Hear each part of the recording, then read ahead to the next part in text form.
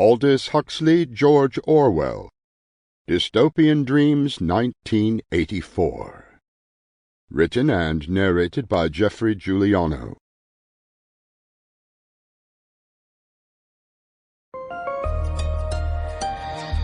Icon Audio Arts.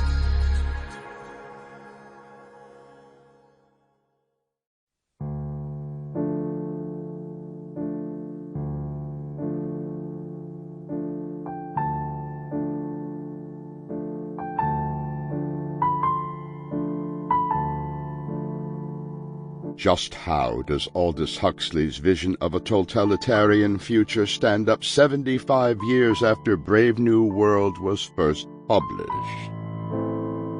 And what about George Orwell's 1984? Has it all come to pass? Or are we still on the thin edge of the wedge? Brave New World is the story of Bernard Marx, who is not at all satisfied living such a controlled life.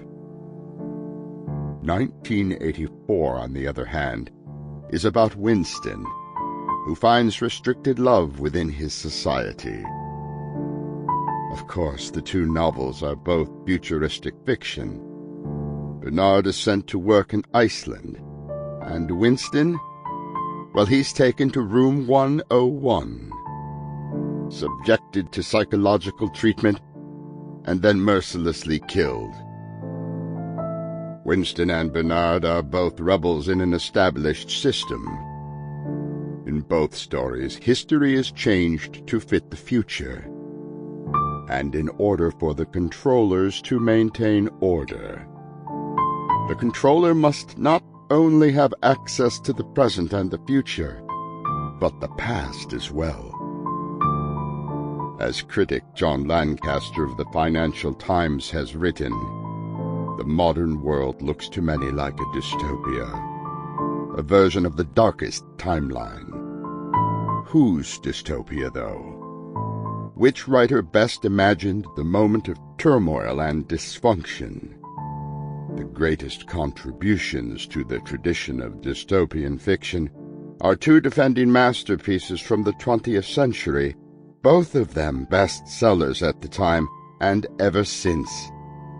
Aldous Huxley's 1932 Brave New World and George Orwell's 1949 1984. The two dueling dystopias have many details in common.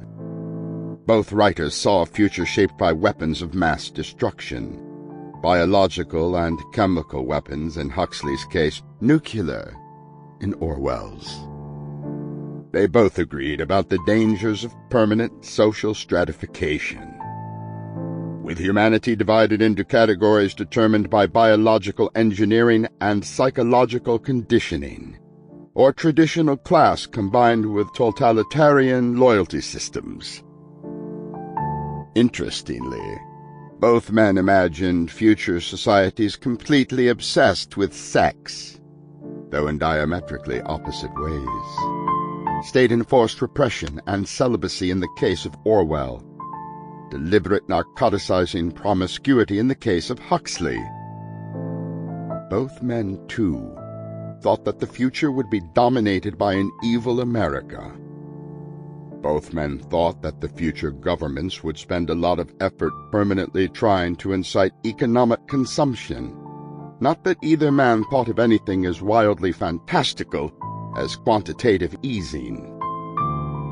Both began their books with a short sentence designed to signal a world which was familiar, but also futuristic. A squat, gray building of only 34 stories begins Brave New World. We are supposed to gasp with amazement at the word only. 1984 begins. It was a bright, cold day in April, and the clocks were striking 13. 13! The horror! Both men were writing warnings.